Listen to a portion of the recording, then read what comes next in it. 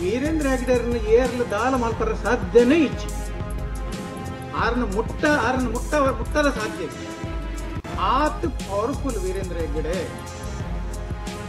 Central government state government judges ನಕ್ಲು ಪೂರ ಬತ್ತ ಆರನ ಕಾರದ ಮೊದಲಿಗೆ ಊರಕೇರೆ ದಾಲ ಮಲ್ಪರ ದಿವಸದ ಮೊದಲು ಅದನ್ನು ಪುಡಿ ಪುಡಿ ಮಾಡಿ ಅಲ್ಲಿಂದ ಹೆಗ್ಡೆಯವರು ಪದರಾಡ ಆಲೋಚನೆ ಮಾಡಿ ವೀರೇಂದ್ರ ಹೆಗ್ಡೆಯವರಿಗೆ ಆಕ್ರಮಣ ಮಾಡಿ ಭೂಮಿಯನ್ನು ನುಂಗಿ ಮಾತ್ರ ಗೊತ್ತು, ಬಿಟ್ಟು ಗೊತ್ತಿಲ್ಲ. ಆದ್ರೆ ಆ 1.25 ಎಕರೆ ಸ್ಥಳವನ್ನು ಬಿಟ್ಟದ್ದಲ್ಲ, ನಾವು ಬಿಡಿಸಿದ್ದು. ಆ ಬಿಡಿಸುವ ಶಕ್ತಿ ನಮಗೆ ಹೇಗೆ ಬಂತು? ಬಿಡಬೇಕಾದ ಅನಿವಾರ್ಯದವರಿಗೆ ಹೇಗೆ ಬಂತು? ದೇವ ಮಾನವ, ನಡೆದಾಡುವ ಮಂಜುನಾಥ, ಮಾತನಾಡುವ ಮಂಜುನಾಥ, ಪದ್ಮವಿಭೂಷಣ, ರಾಜರ್ಷಿ, ಓಹೋ ಡಿಗ್ರಿಗಳನ್ನು ನೀವು ನೋಡಿದ್ರೆ ಅಂತ ಪವರ್ಫುಲ್ ಮನುಷ್ಯ 1.25 ಎಕರೆಯನ್ನು ಬಿಟ್ಟು ಓಡಿದ್ರು. ನಮ್ಮ ಕಣ್ಮುಂದೆ ಇರುವಂತಹ ಬೆಳ್ತಂಗಡಿ ತಾಲೂಕಿನಲ್ಲಿ ವೀರೇಂದ್ರ ಹೆಗ್ಗಡೆಯವರ ಶೋಷಣೆಯ ವಿರುದ್ಧ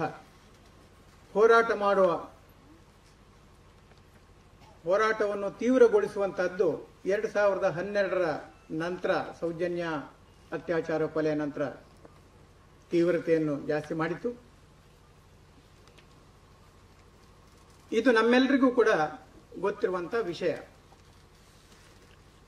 ಒಂದು ಕಾಲ ಇತ್ತು, ಅದು ಈಗ ಇಲ್ಲ. ಏನಾಗಿತ್ತು? ವೀರೇಂದ್ರ ಹೆಗ್ಗಡೆಯರನ್ನು ಏರ್ಲು ದಾಲ ಮಲ್ಪರ ಸಾಧ್ಯನೇ ಇಚ್ಚಿ ಆರನ್ನು ಮುಟ್ಟರ ಸಾಧ್ಯ ಇಚ್ಚಿ ಆತ್ powerful Veerendra Heggade central government state government judges ನಕ್ಲು ಪೂರ ಬತ್ತ ಆರನ ಕಾರದ ಮೊದಲಿಗೆ ಊರಕೇರೆ ನಿಕ್ಲೇಡ್ದು ದಾಲ ಮಲ್ಪರ ಅಪ್ಪುಜಿ ಅಂತ ಒಂದು ಕಾಲ ಇತ್ತ ಕೇಳ್ತಾ ಇದ್ದೇನೆ ನಿಮ್ಮ ಹತ್ರ. ಇತ್ತು. ಈಗ ಎಲ್ಲರಿಗೂ ಗೊತ್ತಿಲ್ಲದಿರಬಹುದು, ಆದರೆ ಇಲ್ಲಿ ಹೆಚ್ಚಿನವರಿಗೆ ಗೊತ್ತಿದೆ. ಈಗ ಆ ಕಾಲ ಉಲ್ಟಾ ಆಗಿದೆ. ಹೌದಾ ಅಲ್ವಾ?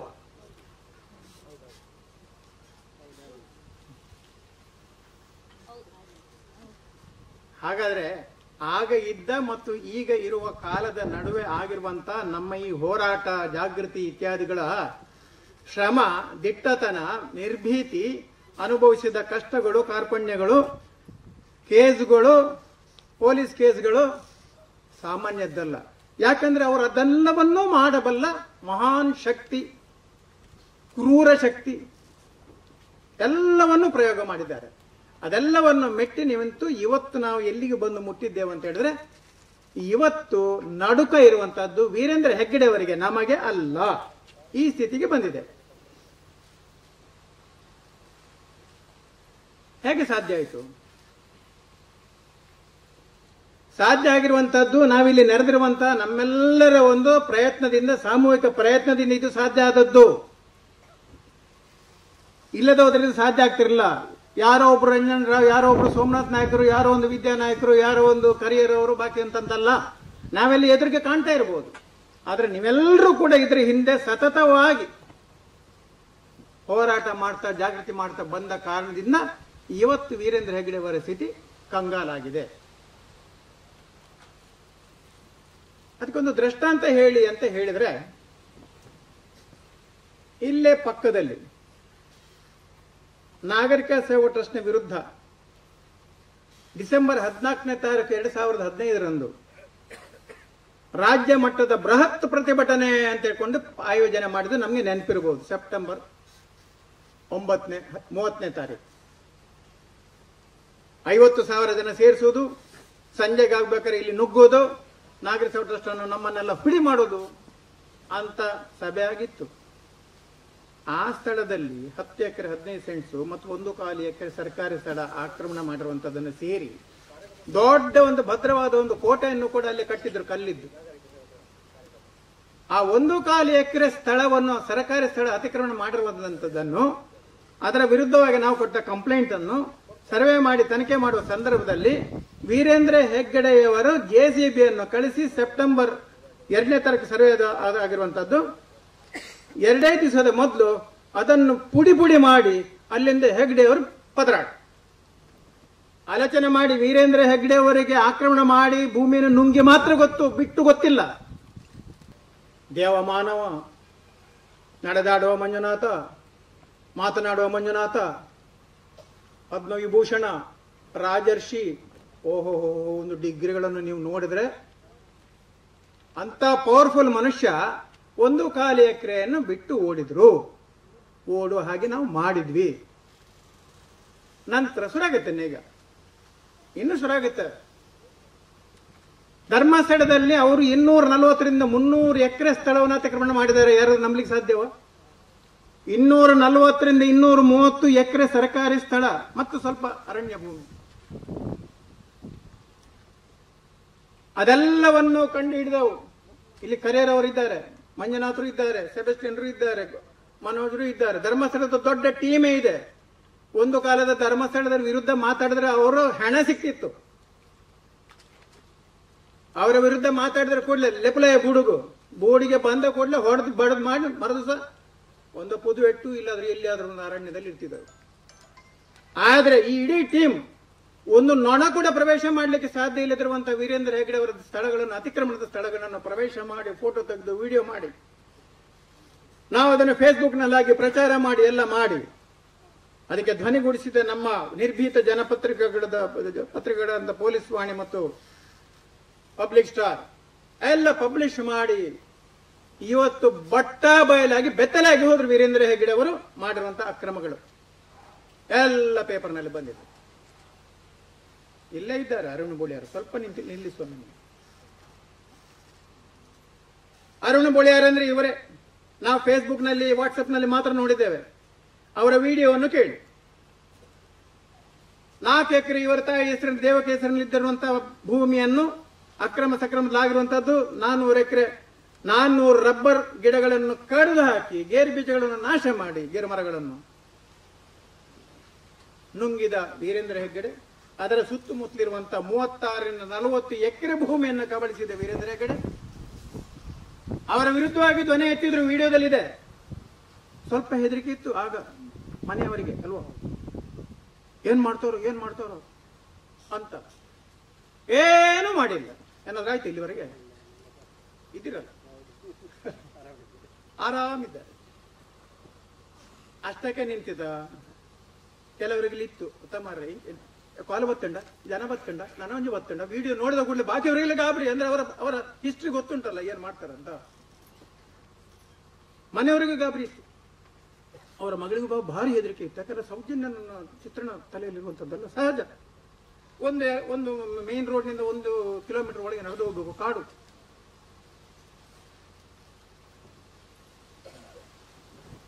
ಕ್ಲೈಮ್ಯಾಕ್ಸ್ ಏನು ಗೊತ್ತುಂಟ? ಏನು ನಾವು ಗ್ರಹಿಸಿದ್ದೇವೆ ಏನಾದಿತ್ತು ಇವರಿಗಂತ, ಆದದ್ದು ಉಲ್ಟ. ACF ಶಾಸಕರನ್ನು ಹಿಡ್ಕೊಂಡು ಹೋಗಿ ಧರ್ಮಸ್ಥಳದ ಗೆಸ್ಟ್ ಹೌಸ್ ನಲ್ಲಿ ಮೀಟಿಂಗ್ ಮಾಡಿ ಹರ್ಷೇಂದ್ರನ್ನು ಕೂಡ ಅಲ್ಲಿಗೆ ಬರ್ಲಿಕ್ಕೆ ಕೇಳಿ ಅಲ್ಲ, ಅವರನ್ನು ಕೇಳಬೇಕಲ್ಲ. ಕಾವಂದರು, ಮಿನಿ ಕಾವಂದರು, ಸಣ್ಣ ದನಿಗಳು ಅಲ್ಲಲ್ಲ. ಈಗೆಲ್ಲ ಅದೆಲ್ಲ ಬುಡ್ಲೆ ಅಂತ ಹೇಳ್ತಾರೆ. ಬರ್ಲಿಕ್ಕೆ ಹೇಳಿ ಅವ್ರದ್ದು ಭೂಮಿಯನ್ನು ನೀವು ಆಕ್ರಮಣ ಮಾಡಿದ್ದೀರಿ, ಖಾಸಗಿ ಭೂಮಿ ಅಕ್ರಮ ಸಕ್ರಮದ ಅದನ್ನು ಬಿಡಬೇಕು ಅಂತ ಹೇಳಿ. ಇಲ್ಲ ಅದು ನಾವು ಕ್ರಯ ಕೊಟ್ಟಿದ್ದೆ ಅವ್ರಿಗೆ 2,000 ರೂಪಾಯಿಗೆ, ಎಲ್ಲ 20,000 ಅಣ್ಣ 15,000 ಕೊಟ್ಟಿದ್ದಾರೆ. 400 ಮರ ಕಡ್ದದ್ದಕ್ಕೆ ಜೊತ್ತೊಂದು ಕೋಲ ತೆಗೆದುಕೊಂಡು ಹೋಗೋದು. AC ಅವರು ಹೇಳಿ ಅದನ್ನು ಬಿಡ್ಬೇಕಾಗ್ತದೆ. ಇಲ್ಲ ನಾವು ಅದನ್ನು ಕ್ರಯ ಕೊಟ್ಟು ತಗೊಂಡಿದ್ದೇವೆ, ಬಿಡ್ಬೇಕಾಗ್ತಂತ ಹೇಳಿ.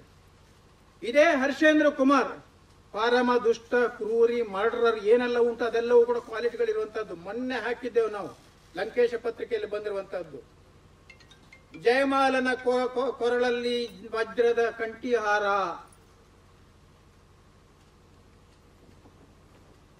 ಯಾರು ಹಾಕಿದ್ದು?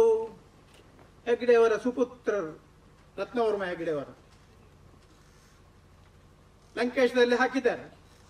ಆಗ ಹೊರಗೆ ಹಾಕಿದ ನೇಮರಾಜ್ ಕೊಂಡೆ. ಆ ನೇಮರಾಜ್ ಕೊಂಡೆ ಇವರ ಬಲಗೈ ಬಂಟ. ಆ ಬಂಟನಿಗೆ ಹೊರಗೆ ಯಾರು ಕೂಡ ಮನೆ ಕೊಡ್ಲಿಕ್ಕೆ ತಯಾರಿಲ್ಲ.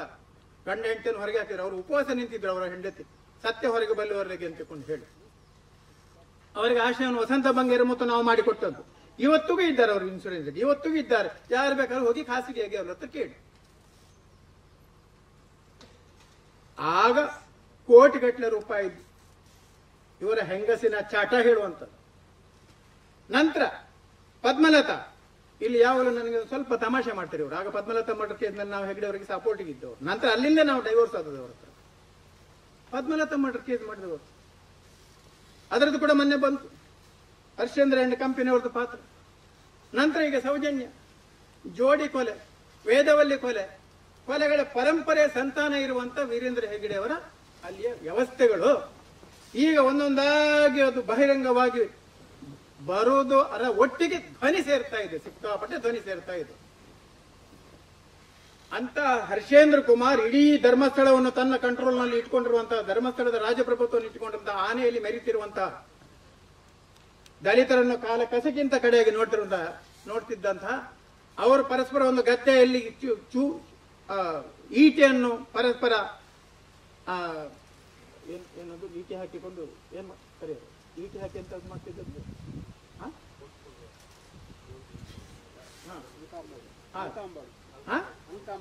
ಹಲ್ಕಾಂಬೋಡಿ, ಅದನ್ನು ಮಾಡ್ತಿದ್ದು. ಇವರು ಸಂತೋಷ ಮೇಲ್ಗಡೆ ಕೂತ್ಕೊಂಡು ಅವರು ಅದನ್ನು ರಕ್ತ ಬರುವಂತದ್ದು ನೋಡಿ ಸಂತೋಷ ಪಡ್ತಿರುವಂತ ಪರಂಪರೆ. ಎಂತದ ಆಲೋಚನೆ ಮಾಡಿದ್ರು. ಹಾಗೆ ಇದ್ದವರು, ದಲಿತರನ್ನು ಆ ರೀತಿ ನೋಡ್ತಿದ್ದವರು, ಇವತ್ತು ಅದೇ ದಲಿತರು ಇವತ್ತು ನಾವೆಲ್ಲರೂ ಕೂಡ ಸೇರಿ ಅವರಿಗೆ ಶಾಬಾಷ್ ಹೇಳಬೇಕು, ಚಾಲೆಂಜ್ ಕೊಡ್ತಾ ಇದ್ದಾರೆ. ದಿವಸಕ್ಕೆ 700 ರೂಪಾಯಿ ಕೂಲಿ ಕೆಲಸ ಮಾಡ್ತಿರುವಂತವ್ರು ಅಲ್ಲಿರುವಂತಹ ಮುಂಡ್ರಪಾಡಿಯ ಕಾಲೋನಿ ಎಲ್ಲರೂ ಕೂಡ ಇವತ್ತು ಅವರಿಗೆ ಚಾಲೆಂಜ್ ಕೊಡ್ತಾ ಇದ್ದಾರೆ. ಇವರನ್ನು ಮುಟ್ಲಿಕ್ಕೆ ಬಿಡಿ, ಇವರನ್ನು ಕರೀಲಿಕ್ಕೆ ಬಿಡಿ, ಇವರ ಹತ್ರ ಹೋಗ್ಲಿಕ್ಕೂ ಕೂಡ ಧೈರ್ಯ ಇಲ್ಲ ವೀರೇಂದ್ರ ಹೆಗ್ಗಡೆ ಅವರ ಕಂಪನಿಗೆ. ಕೊನೆಗೆ ಅರುಣ್ ಬೋಳಿಯಾರ್ ಹತ್ರ ಮೊನ್ನೆ ಹರ್ಷೇಂದ್ರ ಹೇಳಿರುವಂತಹ ಜಾಗ ಬಿಡಿ ಅಂತ ಹೇಳಿದ ನಂತರ 4-5 ದಿವಸದಲ್ಲಿ ಮತ್ತೆ ಪುನಃ ಫೋನ್. ಏನು ಇದು ವೀರೇಂದ್ರ ಹೆಗ್ಗಡೆ ಅವರದ್ದು ಮರ್ಯಾದೆಯ ಪ್ರಶ್ನೆ, ವೀರೇಂದ್ರ ಹೆಗ್ಗಡೆ ಅವರ ಮರ್ಯಾದೆ ಪ್ರಶ್ನೆ, ಅದನ್ನು ಬಿಟ್ಟು ಕೊಡ್ಬೇಕಾಯ್ತಲ್ಲ ಆಕ್ರಮಣ ಮಾಡಿದ್ದನ್ನು. ಇಲ್ಲಿ ಹೇಗೆ 1 ಕಾಲು ಎಕರೆಯನ್ನು ಬಿಟ್ಟು ಕೊಟ್ಟದ್ದು ಅದೇ ಪ್ರಕಾರ 4 ಎಕರೆಯನ್ನು ಕೊಂಡು ಬಿಟ್ಟು ಕೊಡುವಂತ ಸ್ಥಿತಿ ಬಂತು. ನಂತರ ಸಾಲಾಗಿ ಅವ್ರದ್ದೆಲ್ಲವನ್ನು ಕೂಡ ಒಂದು ಬೇಲಿಯನ್ನು ಕಿತ್ತು ಹಾಕಿ ಅದು ಮತ್ತು ಪುನಃ ದಲಿತರಿಗೆ ಬರುವಾಗುವಂತ ಮಾಡುವಂತದ್ದು ತಾಕತ್ತು ನಮ್ಮ ಈ ಟೀಮಿಗಿದೆ. ಇದು ಘಂಟಾಘೋಷವಾಗಿ ನಾವು ಹೇಳ್ಬಹುದು.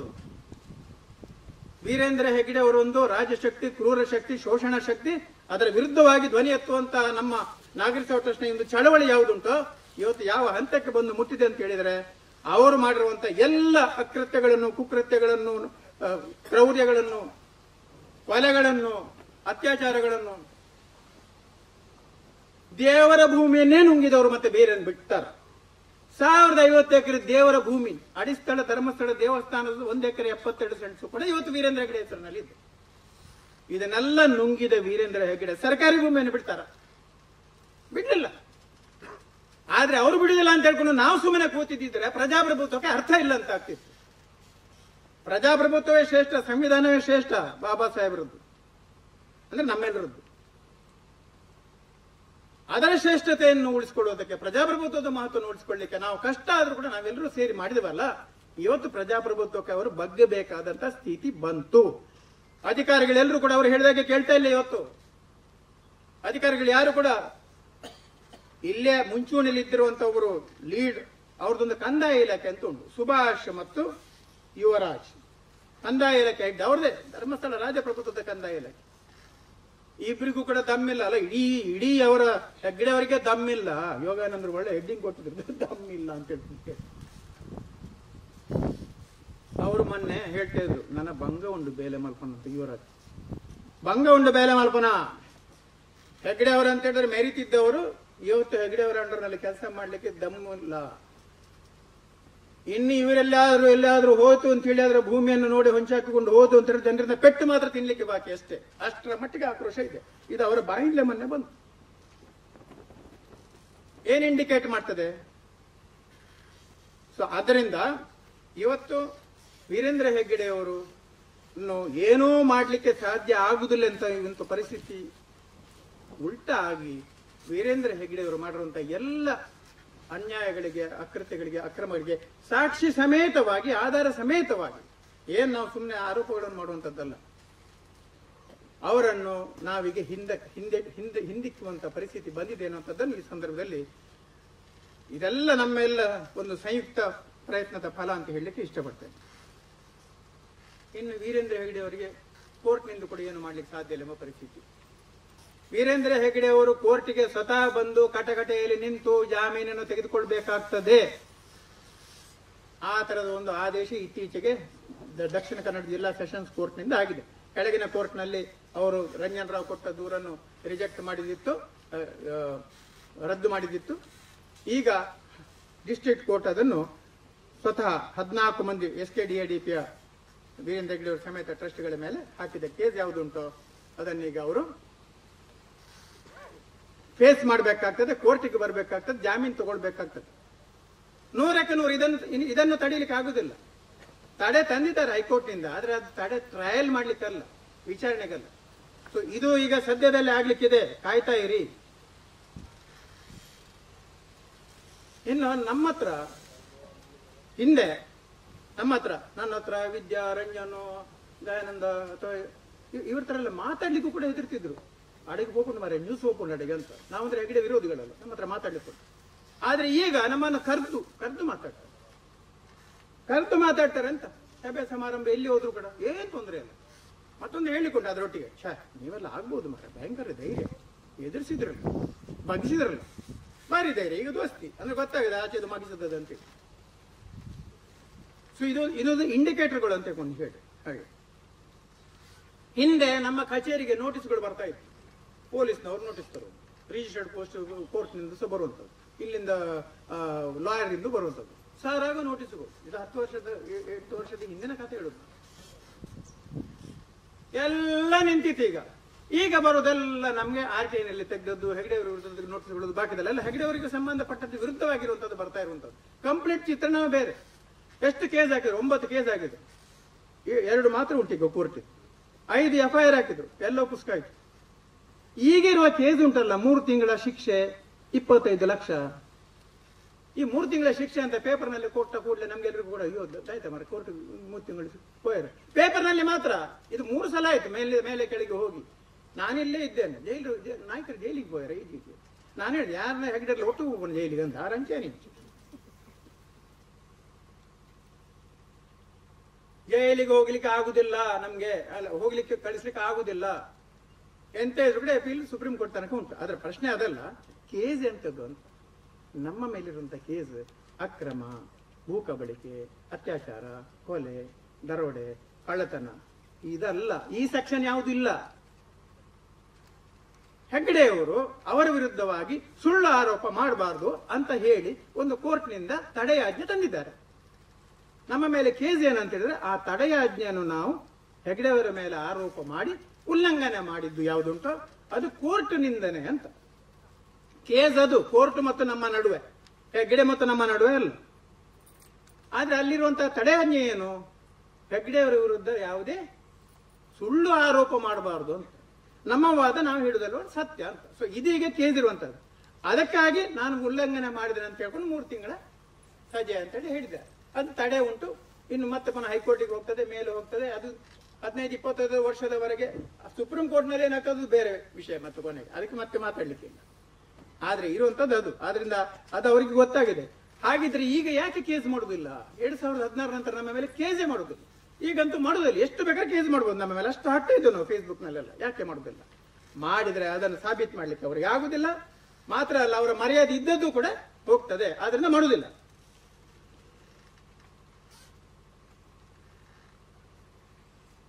ಈ ಸಂದರ್ಭದಲ್ಲಿ ವಕೀಲರುಗಳಾದ ಪ್ರಮೋದ್ ಕಟಾವಿ, ರಾಮಮೋಹನ್ ರಾವ್ ಪುತ್ತೂರಿದ್ದು, ಇಲ್ಲಿಯ ಭಾಸ್ಕರ್ ಹೊಳ್ರು, ನರಸಿಂಹ ಪ್ರಸಾದ್, ಆಶಾ ನಾಯಕರು, ಒಂದು ಕಾಲದಲ್ಲಿ ಅವರ ಆಗಾಗ ಹೇಳ್ತಾರೆ ನರೇಂದ್ರ ನಾಯಕರು, ಫಸ್ಟ್ಗೆ ನಮ್ಮ ಮೇಲೆ FIR ಆದಾಗ ನಮಗೆ ಜಾಮೀನು ಕೊಡ್ಲಿಕ್ಕೂ ಕೂಡ ಅದಕ್ಕೆ ಆಗ PP ಹೆಗಡೆ ಇದ್ದಾರೆ, ಅವ್ರದೊಂದು PP, ಅವ್ರ ಸಮೇತ ಪಬ್ಲಿಕ್ ಪ್ರಾಸಿಕ್ಯೂಟರ್ ಸೇರ್ಕೊಂಡು ಜಾಮೀನೇ ಕೊಡಬಾರ್ದು ಅಂತ ಹೇಳ್ಕೊಂಡು ಏನ್ ವಾದ ಆಗ.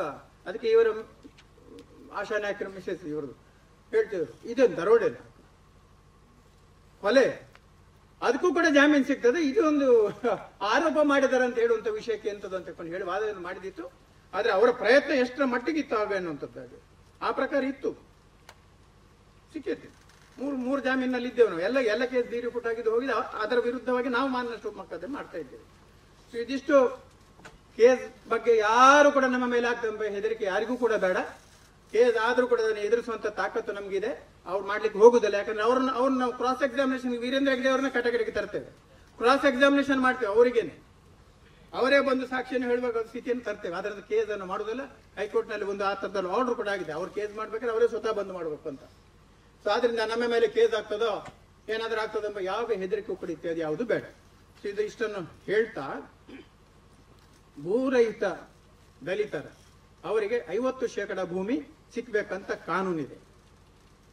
ಭೂ ಮಂಜೂರಾತಿ ನಿಯಮ ಪ್ರಕಾರ ಸರ್ಕಾರದ ಭೂಮಿಗಳು ಎಷ್ಟಿದೆಯೋ ಅಷ್ಟೂ ಭೂಮಿಗಳಲ್ಲಿ 50% ಲಭ್ಯ ಭೂಮಿಯನ್ನು ದಲಿತರಿಗೆ ಕೊಟ್ಟು ಬಾಕಿ 50% ಬಾಕಿಯವರು ಕೊಡ್ಬೇಕಂತ ಕಾನೂನಿದೆ. ಯಾವುದು ಕೂಡ ಪಾಲನೆ ಆಗ್ತಾ ಇಲ್ಲ. DCM ಅನ್ನ ಭೂಮಿ ಉಜಿರೆಯಲ್ಲಿ ಕಾಲೇಜಿನ ಮತ್ತು ಬಾಕಿದಕ್ಕಾಗಿ ಅವರು ತೆಗೆದುಕೊಂಡಿರುವಂತದ್ದು ಅವ್ರು ಪಡೆದಿರುವಂತದ್ದು 44 ಎಕರೆ. ಅದನ್ನೇ ಕೊಡದೆ ಹೋದ್ರು ಕೂಡ ಅದಕ್ಕೆ ಪರ್ಯಾಯವಾಗಿ ಭೂಮಿ ಕೊಡಬೇಕು ಅವರು.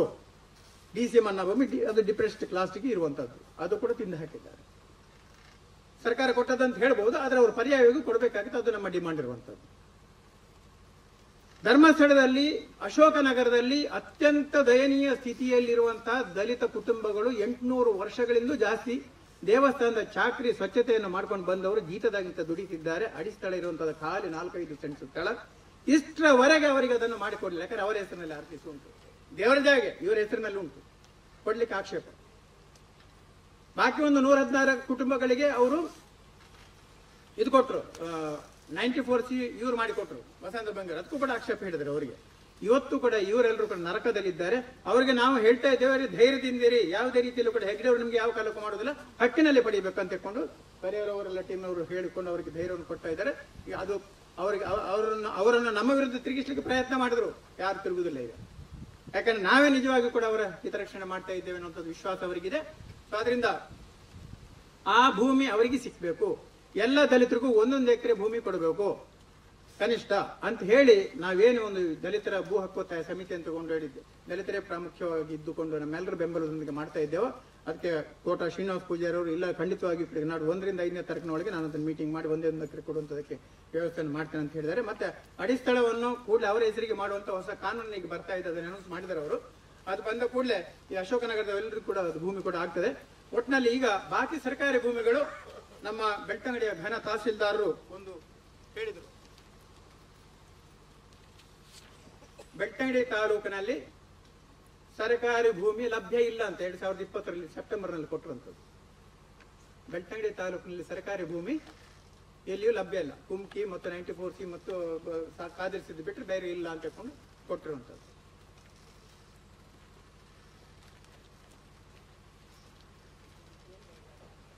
ನಿನ್ನೆ ಅಧಿಕೃತವಾಗಿ ಸಿಕ್ಕಿರುವಂತದ್ದು, ನಿನ್ನೆ ಅಲ್ಲ ಮೊನ್ನೆ, ಕೊಕ್ಕಡ ಫಿರ್ಕಾದ್ದು ಧರ್ಮಸ್ಥಳದಲ್ಲಿ 2779.60 ಎಕರೆ ಸರ್ಕಾರಿ ಭೂಮಿ ಇದೆ. ಇದರಲ್ಲಿ ಹೇಳ್ತಾರೆ ಸರ್ಕಾರಿ ಭೂಮಿ ಇಲ್ಲ, ಬೆಳ್ತಂಗಡಿ ತಾಲೂಕಿನಲ್ಲೇ ಇಲ್ಲ.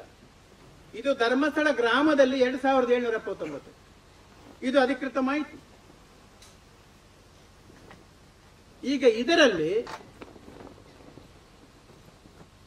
ಕಾದಿರಿಸಿದ ಮತ್ತು ಕುಮ್ಕಿ ಮತ್ತು ಬಾಕಿದೆಲ್ಲ ಸೇರಿ 1,000 ಎಕರೆ ಹೋದ್ರು ಕೂಡ 1,500 ಎಕರೆ ನೆಟ್ ಉಂಟು. ಇದೆಲ್ಲ ಬರಬೇಕಾದ್ದು 50% ದಲಿತರಿಗೆ, ಈ 50% ಇತರರಿಗೆ ಬರಬೇಕಾದ್ದು. ಅದರಲ್ಲಿ 250 ಎಕರೆ ಅವರು ಹೆಗ್ಡೆ ಅವರು ನುಂಗಿದ್ದಾರೆ. ಅಲ್ಲ, ನುಂಗಿದ್ರೆ ಅದನ್ನು ಬೇಲಿಗೆ ತೆಗೆಯುವಂತದಕ್ಕೆ ಹೆಚ್ಚು ಒತ್ತೇನಲ್ಲ. ಒಂದು ತಹಸೀಲ್ದಾರ್ ತೆಗಿಸಬೇಕು, ಇಲ್ಲಾದ್ರೆ ನಾವೆಲ್ಲ ಸೇರಿ ಹೋಗಿ ತೆಗೆಯುತ್ತೇವೆ. ಯಾರ ಜಾಗ. ಈಗ ನಿನ್ನೆ ದಲಿತರ ಸಭೆಯಲ್ಲಿ ಇವರೆಲ್ಲರೂ ಕೂಡ ಅದನ್ನು ಎತ್ತಿದ್ದಾರೆ. ರಮೇಶ್, ನೇಮರಾಜರು ಎಲ್ಲ ಎತ್ತಿದ್ದಾರೆ. ಅವರು ಮತ್ತೆ ಚೇಂಬರ್ ನಲ್ಲಿ ಬಂದು ಮಾತಾಡುದಂತೆ. ಎಂತ ಚೇಂಬರ್ ನಲ್ಲಿ ಮಾತಾಡುವ ಅಂತೂ ಈಗ ಅಲ್ಲಿ ಬಿಸಿ ಮುಟ್ಟಿಸಿದ್ದಾರೆ ಅಂತ ಆ ಭೂಮಿ ಬರಬೇಕಾಗ್ತದೆ. ಸೊ ಇದೇ ಪ್ರಕಾರ ಎಲ್ಲ ಗ್ರಾಮಗಳಲ್ಲೂ ಕೂಡ ಇದೆ. ಇದು ಸಿಗ್ಬೇಕು ಎನ್ನುವಂಥದ್ದು ನಮ್ಮ ಉದ್ದೇಶ ಇರುವಂತಹದ್ದು. ದಲಿತ ಅಧ್ಯಯನ ಪುಸ್ತಕದಲ್ಲಿದೆ.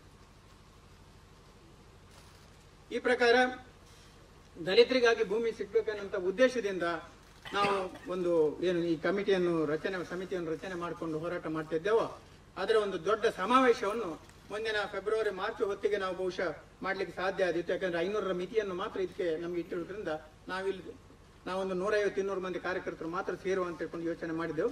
ಸ್ವಲ್ಪ ಸಂಖ್ಯೆ ಜಾಸ್ತಿ ಆಗ್ತದೆ ಅಂತ ಹೇಳ್ಕೊಂಡು ಇಲ್ಲಿ ಮತ್ತೆ ಮಾಡಬೇಕಾಗಿ ಬಂತು. ಸೊ ಈಗ ನಾವೆಲ್ಲ ಕಾರ್ಯಕರ್ತರು ಒಟ್ಟು ಸೇರಿ ಮುಂದಿನ ಸಮಾವೇಶವನ್ನು ಕೂಡ ದೊಡ್ಡ ರೀತಿಯಲ್ಲಿ ಮಾಡಿಕೊಂಡು ಈ ಭೂಮಿಯನ್ನು, ಸರ್ಕಾರಿ ಭೂಮಿಯನ್ನು ಮತ್ತು ವೀರೇಂದ್ರ ಹೆಗಡೆ ಕಬಳಿಸಿದ ಭೂಮಿಯನ್ನು ನಾವು ಅದನ್ನು ಪಡೆಯುವಂತದ್ದಕ್ಕೆ ಈ ಹೋರಾಟ ನಾವು ಮಾಡ್ತಾ ಇದ್ದೇವೆ ಅಂತ ಹೇಳ್ತಾ, ಈ ಸಂದರ್ಭದಲ್ಲಿ ಬಹಳ ಮುಂಚೂಣಿಯಲ್ಲಿ ನಿಂತಿರುವಂತಹ ಧರ್ಮಸ್ಥಳದ ಕರಿಯ ಮತ್ತು ಅವರ ಟೀಮ್ನವರಿಗೂ, ಹಾಗೆ ತಾಲೂಕಿನ ಈ ದಲಿತ ಸಂಘರ್ಷ ಸಮಿತಿ ಅಂಬೇಡ್ಕರ್ ವಾದ ನೇಮರಾಜ್ ಮತ್ತು ಟೀಮ್ನವರು, ಹಾಗೆ ಕೃಷ್ಣಪ್ಪ ವಾದ ಅಂಬೇಡ್ಕರ್ ವಾದ ಮತ್ತು ಕೃಷ್ಣಪ್ಪ ಸ್ಥಾಪಿತ ಅದರ ರಮೇಶ್ ಮತ್ತು ಬಾಬಿ ಮಾಲಾಡಿ ಇವರ ಟೀಮ್ನವರು ಕೂಡ ನಿಜವಾಗಿಯೂ ಕೂಡ ಈ ಒಂದು ದಲಿತರ ಒಂದು ಪರವಾಗಿರುವಂತಹ ಅವರ ಅಭಿವೃದ್ಧಿಗೆ ಸಂಬಂಧಪಟ್ಟಂತೆ ಮತ್ತು ಶೋಷಣೆ ವಿರುದ್ಧ ಹೋರಾಟದಲ್ಲಿ ಮುಂಚೂಣಿಯಲ್ಲಿ ನಿಂತದ್ದಕ್ಕೆ ಅವರಿಗೂ ಕೂಡ ಅಭಿನಂದನೆ ಸಲ್ಲಿಸಿ ನನ್ನ ಮಾತನ್ನು ಪ್ರಸ್ತಾವನೆ ಮುಗಿಸ್ತೇನೆ.